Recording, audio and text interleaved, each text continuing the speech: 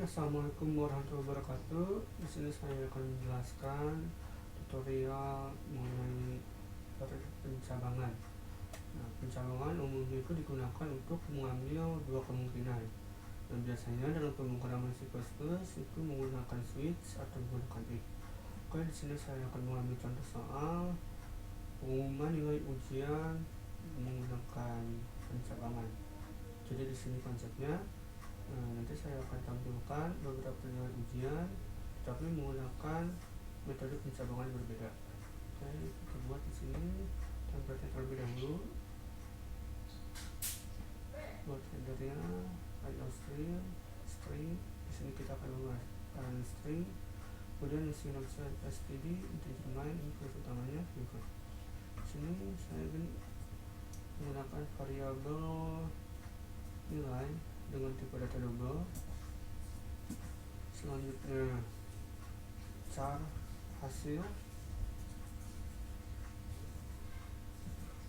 kasihkan 12 saja. Nah, ininya tidak lulus. Kemudian ada juga integer dulu.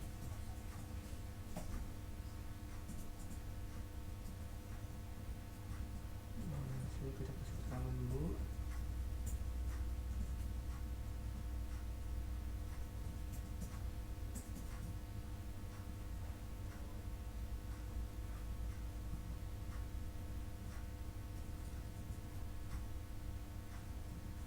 Pengumuman nilai ujian. Oke, nah, di sini kita akan menggunakan switch untuk pilihan misalnya. Yang pertama adalah menggunakan if. Jadi if itu ada 3.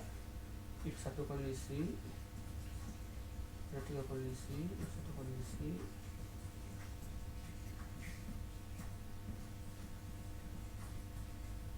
kemudian ada if 2 kondisi,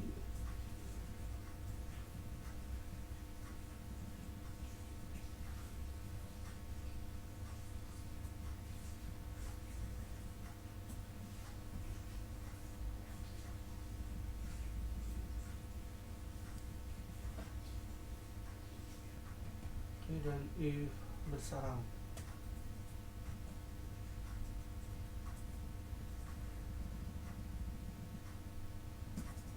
Oke, di sini kita berikan perintah supaya user menginputkan nilai, masukkan nilai.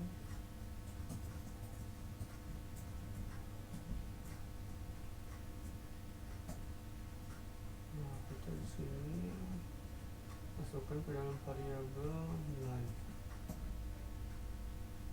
Oke, kita sudah. Kita juga suruh user untuk memilih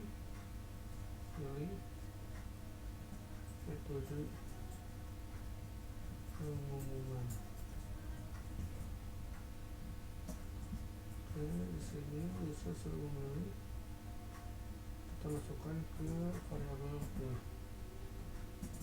Baru kita tentukan menggunakan pencabangan switch.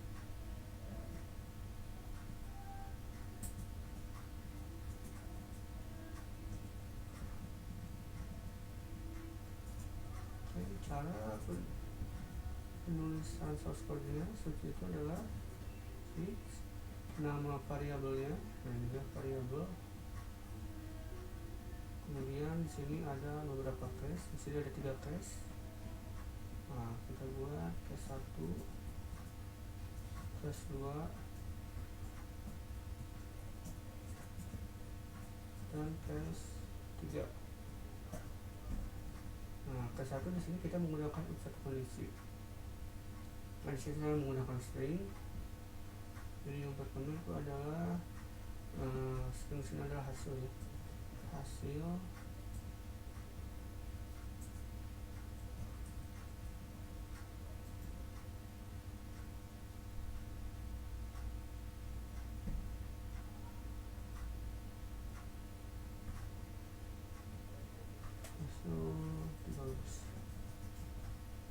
Oke, di sini sudah ada, kita langsung saja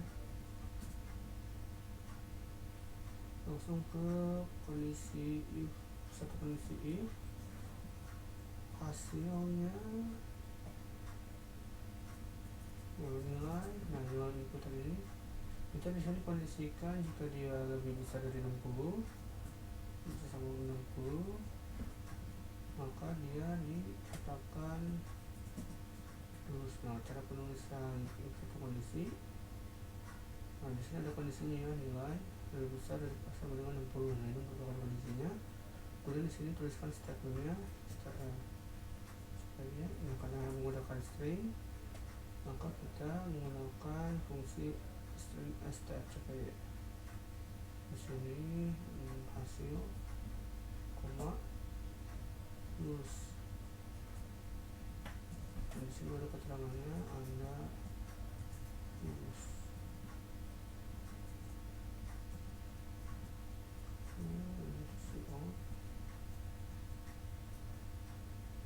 Yang ditampilkan adalah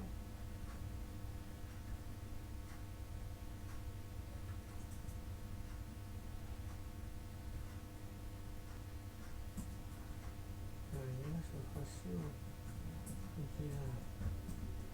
Nah, kita masukkan variabel hasil dan kemudian jika sudah tambahkan klik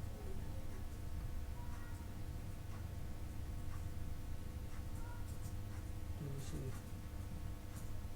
Nah, jadi ketika baris program ini sudah dieksekusi maka dia akan langsung menuju keluar dari pencabangan switch ini. Kalau kita tidak kasih break maka case 2 ini nanti kita akan terbaca juga. Oke, selanjutnya case 2 kita menggunakan if 2 kondisi. Nah, kalau satu kondisi dia hanya terdapat satu kondisi saja di sini. Kalau benar dia akan periksa di sini, dia akan jalankan perintah yang di sini. Sementara kalau kondisinya salah, dia akan periksa, akan langsung keluar.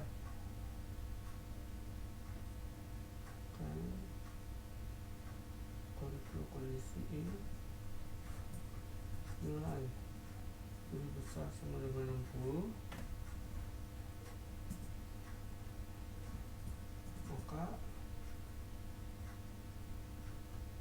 di sini kita bisa gunakan code Anda lulus.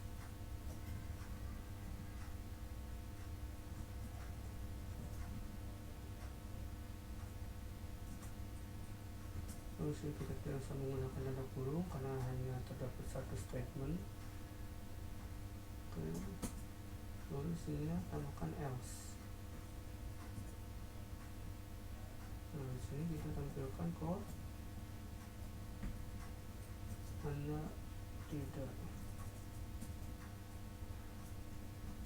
lulus.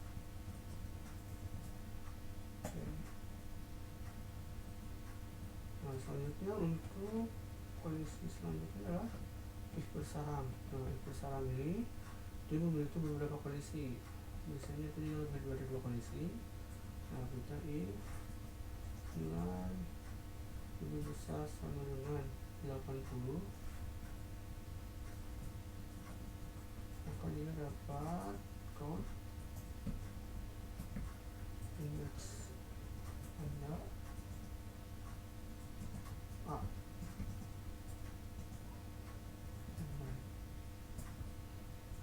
Nah, ada kondisi else if. Nah, di kondisi selanjutnya nilai lebih besar sama dengan 70 maka code indeks Anda B.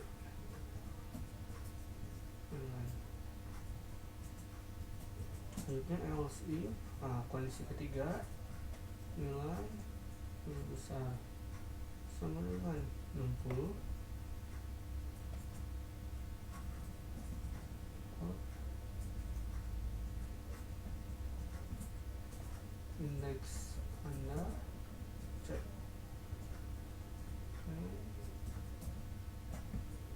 seperti ini.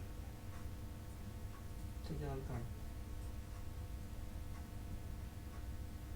Jangan lupa juga berikan klik.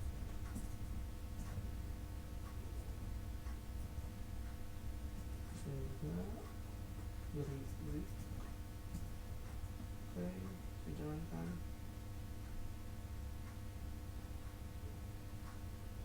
Nah, di sini pengumuman energia, masukkan energia, misalkan 180. Ini metode pengumuman. Nah, pada pengumuman di sini saya menggunakan satu kondisi. Nah, 80 Anda lulus, karena parameternya di sini tidak lulus itu adalah 60. Nah, di sini parameternya kelulusan lebih dari sama dengan 60. Coba kita masukkan yang kurang dari 60. Masukkan nilai 50. Nah, hasil ujian tidak lulus. Maka di sini yang dijalankan itu adalah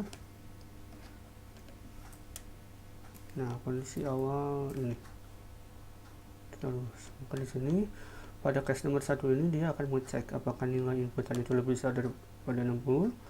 Kalau iya, maka dia akan mengeksekusi proses yang bawah ini. Sementara kalau dia tidak, dia akan menampilkan hasil ini, variabel hasil yang sudah diinisialisasi sebelumnya, itu tidak lulus. Oke, kita coba yang kedua. Sekarang 80. Yang kedua, dua kondisi. Nah, ini Anda lulus karena parameternya itu sama.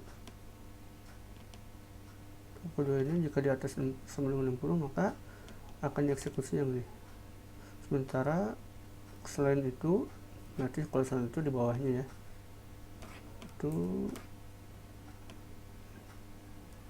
coba 50. Nah, Anda tidak lulus. Berarti dia akan mengeksekusi program yang ini. Anda tidak lulus.